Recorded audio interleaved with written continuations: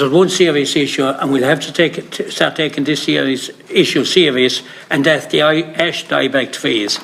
And as late as 2 weeks ago, there was two parents travelling to a school. One was a couple of 100 metres in front of the other one.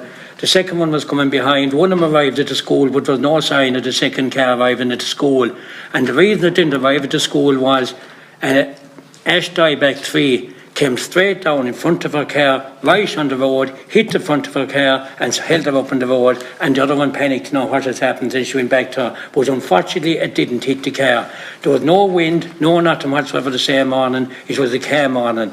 I'm asking here today what we can do to support farmers on roads, on roadside, on the sides of roads where there's a serious issues with these Ash Dieback trees. It's getting worse. The trees are getting into a worse condition, and there is going to be serious accident if we don't support landowners and farmers with these trees in order to take them down. I'll be calling here today again, which I've done with Minister Healy-Rae, as regards an LIA scheme through local authorities to help landowners to take down these trees going forward. Yeah, and look, that's a very serious incident that you referenced, Deputy, and I think it's why you see a lot of farmers with roadside trees that are looking undermined or having them checked, and you see many farmers taking those trees down and getting in professionals to do so. Obviously, we all farm at home as well. We all have public liability insurance. We all have concerns that trees on roadside hedges are there. If there was to be a government intervention on that, it certainly. There's no capacity in our forestry budget for that. This is a road safety issue as well, so the Department of Transport will have to have a role to play there. But first and foremost, the responsibility does lie with the landowner in that instance.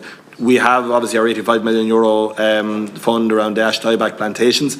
That is seeing very significant drawdown.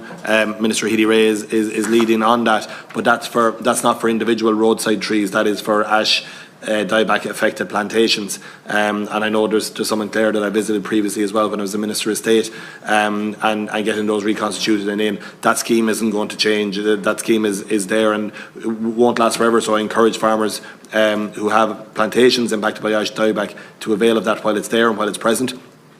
From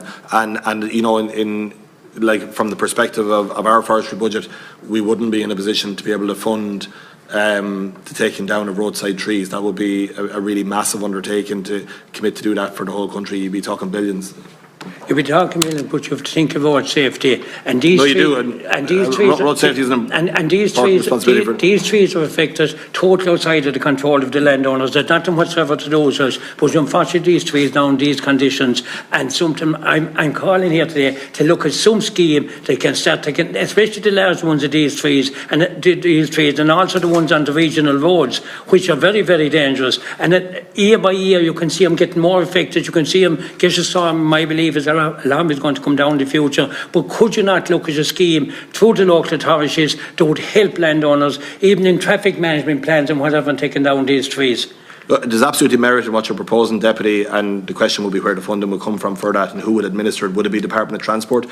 Would it be the Department of Housing, who have responsibility for local authorities?